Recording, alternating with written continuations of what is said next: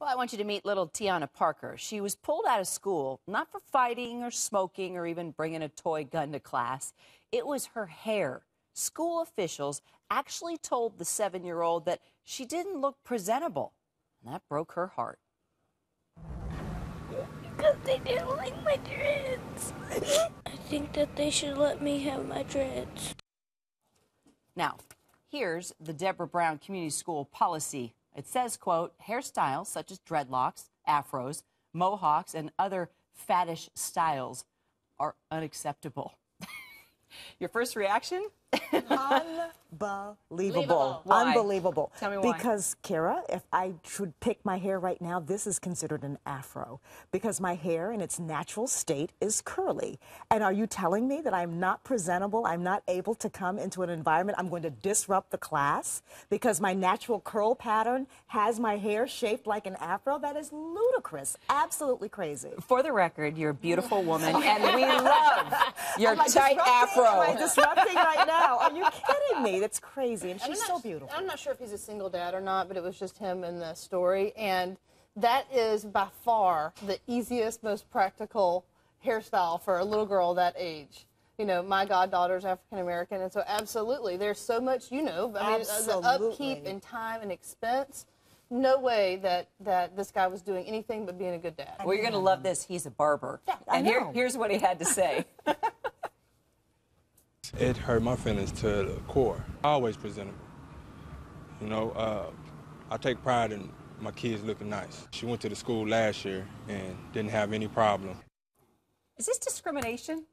I do believe in how it's applied. I mean, I think that whether it's legally actionable or not, probably not, unless they are only applying it to some kids and not all. Okay. You know, if they're not, if they're picking and choosing, then maybe. But it's practically a ridiculously dumb move on the part of the school. I mean, what's the point? What's the purpose? I think what resonated with me, and probably most people who are watching it the most, is the fact that this poor little girl is in tears over this, and you can tell that she's feeling rejection. So, Dr. Sharp, I wanted to ask you, I mean, I have a 7-year-old, and I'm sitting here thinking, this isn't just rejection behind closed doors. This is a very public rejection in school with everybody.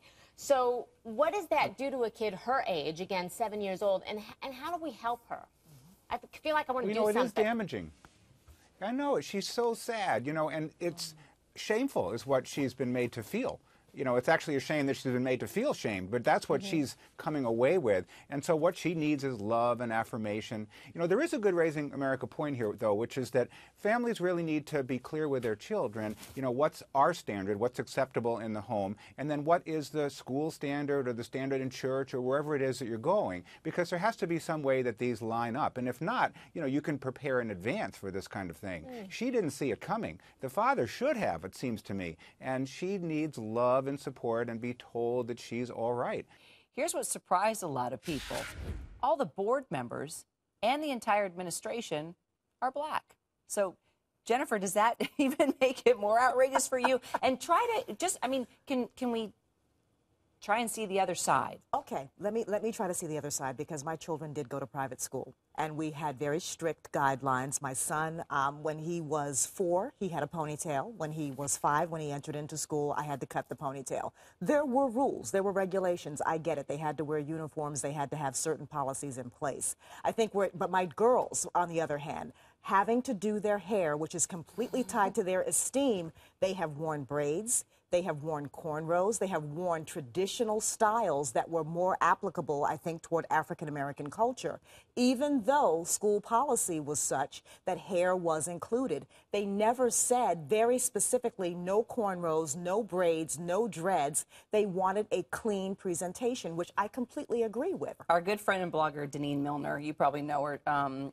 She's got a fabulous blog. She says, this is what she says, quote, black natural hair haters is what they are.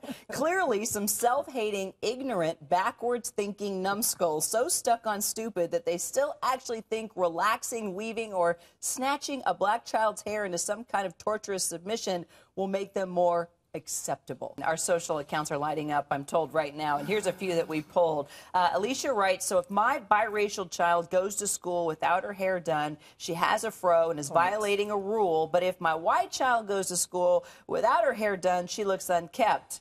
Is that okay? So the issue here is application, right? I mean, they gave the examples, and they probably should have been a little bit broader with their examples and not solely focused on African-American hair issues, but they're African-American leaders, maybe predominantly African-American students. All right, we want you to weigh in.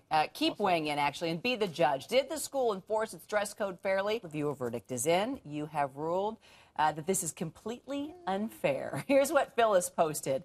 If a child is distracted by a classmate having dreadlocks, maybe there's a deeper issue as to why your child is distracted. Doss weighs in saying, I think it's funny that so many people are upset over this. If the schools didn't have dress codes, can you just imagine what some of these kids would wear to school? And this one had you very fired up on social media accounts. People are also uploading photos of their kids' unique hairdos on our Facebook page. We love it. So keep tweeting me, too, at Kira HLN. Now, there you go. Is that hair distracting? That's a pretty cool do. Yeah, final thoughts on that, guys. Dr. Sharp? Hey, Kira? Yes. Well, you know, the school could have handled it much better, right? They could have let it go for the day. They could have called the father in. They could have, in private, without shaming, educated the father. They didn't have to make such a spectacle and leave her high and dry and in tears. That's what gets me.